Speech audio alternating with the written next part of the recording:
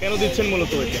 গরিবদের সাহায্য করা, যারা অসহায় মানুষ আছে পথে ঘুমায় কষ্ট করে, তাদের জন্য এই ব্যবস্থা করা। এটা প্রতি বছরই করা হয়, প্রতি বছরই। শুধু কম্বল না, বিভিন্ন সময় চাল ডাল আলু পেঁয়াজ বিভিন্ন সময় এটা দেওয়া হয়, রমজানে দেওয়া হয়, বিভিন্ন সময় লোক খাওয়ানো হয়। এই যে সামনে 27 তারিখে আবার প্রায় 1000 লোকের খাবারের আয়োজন আছে আল্লাহর অশেষ রহমতে। আল্লাহ তাআলার উদ্দেশ্যে আল্লাহ যেন আমাদের এটাকে কবুল করে নেয় এবং সবাইকে সাহায্য করার আরও বেশি বেশি তৌফিক দান। কতজন লোককে কম্বল দিচ্ছেন আজকে? আপাতত 200 লোককে কম্বল দিচ্ছে।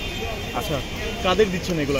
যারা পথ ঘুমায়, পথ শিশু রাস্তা শীতে ঘুমাচ্ছে, শুধু তাদের জন্য, গরিবদের জন্য। এটা আমরা বেছে বেছে তারপর দিব, গণহারে সবাইকে দিব না। আচ্ছা, এদেরকে যে আসলে কম্বলগুলো দিচ্ছেন, এটা কি আসলে আলাদা কোনো ফান্ড থেকে দিচ্ছেন কি? না, আলাদা কোনো, এটা ব্যক্তিগত ফান্ড, আমার নিজস্ব ফান্ড, সম্পূর্ণ ব্যক্তিগত, সম্পূর্ণ নিজস্ব ফান্ড। না মানে এরকম কি না আসলে যে এদেরকে একটা অংশ দিবেন আপনি, এর জন্য জমা করে রাখছেন বা আলাদা করে রাখেন, এরকম কি না? না, এরকম কিছু না। আমার যা ইনকাম হয় তার মধ্যে থেকে 2.5% আমি জাকাত প্রতি বছরই প্রতি মাসে এটা দিয়ে দিই। হয় কাউকে খাওয়াই। আমার চন্দ্রবিন্দু ওয়েলফেয়ার ট্রাস্ট নামে একটি পেজ আছে, সেই পেজে গেলেই আপনি ডিটেলস দেখতে পারবেন। ওকে, ভাইয়ের নাম এবং পরিচয় দেখুন। নাম মনিরুল হক, ধানমন্ডির বাসা, চন্দ্রবিন্দু স্টুডেন্ট কনসালটেন্সির মালিক, পাশাপাশি Chandrabindu builders. Okay, thank you. আপনি ভাইয়া একটু এই পাশে আছেন, আপনি কি এই পাশে আছেন? লাইটটা আছে, তোমরা মাঝখানে দাঁড়াও। ভাইয়া আপনার লোগোটা নিচে রাখতে হবে। ভাই সাথে দাঁড়ান, ওনাকে সামনে নিয়ে। হ্যাঁ, আপনি তুমি সামনে ঢুকুন। আচ্ছা, মূলত কি উদ্দেশ্যে কম্বলগুলো দিচ্ছেন? এই যে মানুষকে সাহায্য করবো, শান্তি পাবো, এটি সবচেয়ে বড় উদ্দেশ্য। এর থেকে বড় উদ্দেশ্য তো নাই। আচ্ছা, এই যে সন্তানদের নিয়ে আসছেন কেন মূলত? ওরা শিখবে, ওরা দেখবে কাছের থেকে মানুষের আসলে কষ্ট। এটা যখন দেখবে যে মানুষ কতটা কষ্ট, মানুষের জন্য কাজ করতে হবে, তখন মানুষ পড়াশোনা করার, প্রতিষ্ঠিত হওয়ার আসলে তাদের মধ্যে উদ্দীপনা কাজ করবে। আমরা আসলে শিখাই ভুল, পড়াশোনা করে সে গাড়ি ঘোড়া চলে, এটা ভুল। যে পড়াশোনা করে শিক্ষিত হয়, যখন সে উপার্জন করতে পারে, সে মানুষের জন্য কাজ করতে পারবে। এটা যখন শেখানো হবে, মানুষের কষ্টটা কাছের থেকে জানবে, তখন কাদেরকে কম্বল দিচ্ছেন মূলত? আসলে যাদের হচ্ছে শীতে কষ্ট হচ্ছে, আমরা আসলে খুঁজে খুঁজে দেখতেছি কাদের আসলে শীত বস্ত্র নাই, আমরা তাদেরকে দেওয়ার চেষ্টা করতেছি। কারণ জিনিসের সবচেয়ে মজার বিষয় হচ্ছে আমরা বাঙালি, তো বাঙালিদের জন্য বাঙালিদেরকে সাহায্য করা কঠিন হয়ে দাঁড়ায়। আসলে এখানে আমার মনে হয় আমরা বাদে আরও অনেকেই সাহায্য করে মানুষদেরকে। তো যাদের কাছে কম্বল আছে বা শীতের বস্ত্র আছে, আমরা তাদেরকে একটু কম দিতে চাচ্ছি। যাদের একেবারে আমরা আগে তাদেরকে দিতে চাচ্ছি।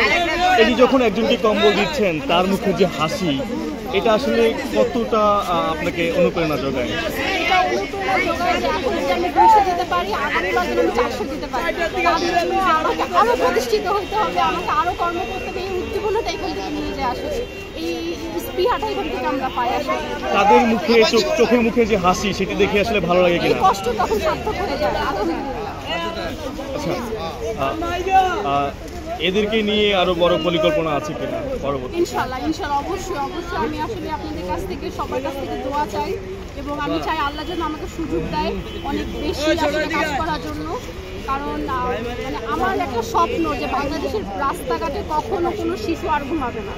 এটা আসলে অনেক বড় স্বপ্ন, এটা বাস্তবায়ন করা অনেক বড় একটা প্রসেস। তো আপনারা দোয়া করবেন যাতে আমি আমার মানে মৃত্যুর আগে হইলেও জীবনে কখনো আমার এই স্বপ্নটা আমি পূরণ করতে পারি যে ঢাকা শহরের রাস্তায় আর একটি পথ শিশু থাকবে। আচ্ছা আপু, একটা প্রশ্ন, সেটা হচ্ছে আপনার বাচ্চার মতো অনেকেই কিন্তু এখানে ছিন্নমূল রয়েছে, তাদের নিয়ে আমি প্রশ্ন বুঝতে পারি না। সেটা হচ্ছে আপনার বাচ্চার মতো এরকম সেম বয়সে এখানে অনেক ছিন্নমূল শিশুরা রয়েছে, তাদের নিয়ে আপনাদের ভবিষ্যৎ কোনো পরিকল্পনা আছে? সেটাই বলছি। মাত্র বললাম যে আমার বাচ্চাকে মানে পাওয়ার আগে না, আমি যখন বাচ্চার বয়স ছিলাম, আমি জীবনে কখনো আসলে নিজের জন্মদিন ওইভাবে পালন করি নাই। আমার জন্মদিন মানে হচ্ছে কমলাপুর স্টেশন, আমার সেই স্টুডেন্ট সময় স্টুডেন্ট বাজেট, কলেজ সময় কলেজ বাজেট। এখন আমার ইনকাম অনুযায়ী, আমার বাজেট অনুযায়ী আমি চলে আসি, ওদের সাথে আমার বার্থডে সেলিব্রেট করি, আমি খাবার বিতরণ করি। তো আমার একটাই শখ, আমি ছোটবেলা থেকে একটাই আমার ঢাকা শহরের রাস্তায় কোনো বাচ্চা আর ঘুমাবে না। এদেরকে যখন আমি অ্যাকোমোডেট করতে পারবো একটা জায়গায়, এদের ভবিষ্যৎ, ঈদের পড়াশোনা, ঈদের শিক্ষা, তখন আমার কাছে আসলে মনে হবে যে আমি জীবনে সার্থক। ওকে, আপনার নাম এবং পরিচয়টা একটু বলুন। আমি খালিদা শাহিদ, আমি হচ্ছি চন্দ্রমন্ডি স্টুডেন্ট কনসালটেন্সির চিফ অপারেশন অফিসার এবং পাশাপাশি LLB পড়ছি এবং আমি বাংলাদেশ জাতীয় ছাত্রী সমাজের আহ্বায়ক, কেন্দ্রীয় কমিটি, বাংলাদেশ জাতীয় পার্টি BJP। আমার জন্য অনেক বেশি দোয়া করবেন।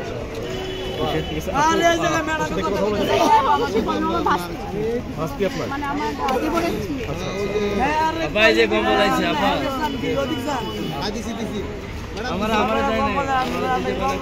একটু সাথে থাকেন, পেছনে থাকেন।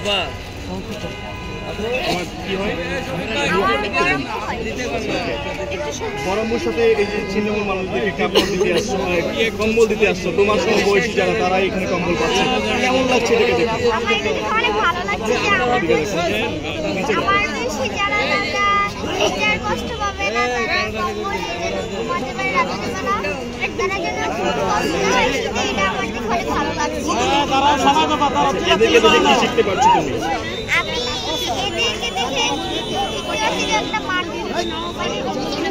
যারা আসতে থাকে তারা কতটা কষ্ট করে, এটা আমার কাছে বড় হয়ে কি এরকম ইচ্ছা আছে? আমি বড় হয়ে এটার জন্য